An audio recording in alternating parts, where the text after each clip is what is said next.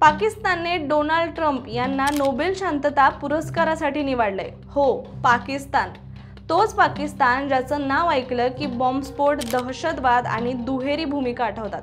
आणि ट्रम्प तेच व्यक्ती जे अमेरिकेच्या राष्ट्राध्यक्ष पदावरून वादासोबतच चर्चेत आलेत, आता स्वतःला शांततेचा दूत म्हणवून घेत आहेत। मग प्रश्न असा आहे की हे खरंच शांतीचं राजकारण आहे का, की 2029 आधी ट्रम्पच्या हातात नोबेल असावा यासाठी चाललेला एकूण कट।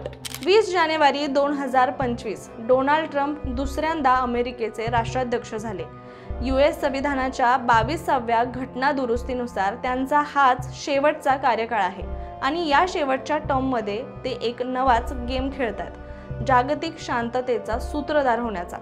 सुरुवात झाली भारत पाकिस्तान सीज फायर प्रकरणातून। ट्रम्प यांनी लगेच म्हटलं, मीच दोघांमध्ये शांतता आणली, पण भारताने आणि पाकिस्ताननेही हा दावा फेटाळून लावला। भारतीय परराष्ट्र सचिव विक्रम मिस्त्री यांनी स्पष्ट केलं, सीज फायर बाबतची चर्चा भारत आणि पाकिस्तानच्या लष्करी चॅनल्सद्वारे झाली होती, कुठल्याही तृतीय पक्षाशी मध्यस्थी मान्य नाही। पाकिस्तानचे परराष्ट्र मंत्री इशाक डार यांनीही म्हटलं, वॉशिंग्टननं कोणतीही मध्यस्थी केली नाही, आम्ही स्वतंत्रपणे निर्णय घेतला।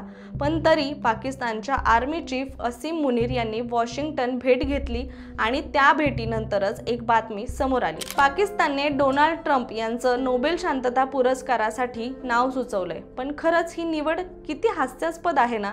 पाकिस्तान, जो शांततेचा मोठा भंग करणारा देश, ज्याच्यामुळे पुलवामा सारखे हल्ले घडले, तो देश आता शांततेचा पुरस्कार कोणाला द्यावा हे ठरवतोय। हे म्हणजे असंच झालं की उंदराला मांजर साक्ष। ट्रम्प सध्या तिसऱ्या मोठ्या वादातही सामील आहेत, इराण आणि इस्रायल युद्धात। जेव्हा इस्रायलने 13 जूनला इराणवर मोठ्या प्रमाणावर बॉम्ब हल्ले सुरू केले, तेव्हा अमेरिका आणि ट्रम्प यांनी त्याला अप्रत्यक्ष पाठिंबा दिला। तरी सुद्धा पाकिस्तान म्हणतो की ट्रम्प हे जागतिक शांततेसाठी लढणारे आहेत। या सर्व पार्श्वभूमीवर प्रश्न उभा राहतो की ट्रम्प यांना नोबेल शांतता पुरस्काराची गरज का आहे? कारण राजकारण संपत आलंय, उत्तराधिकारी निवडणुका जवळ येत आहेत आणि नोबेल मिळवणं म्हणजे इतिहासात स्वतःचं नाव अमर करणं। शांतीदूत अशी प्रतिमा तयार करणं म्हणजे तिसऱ्या कार्यकाळासाठी जनमत तयार करणं।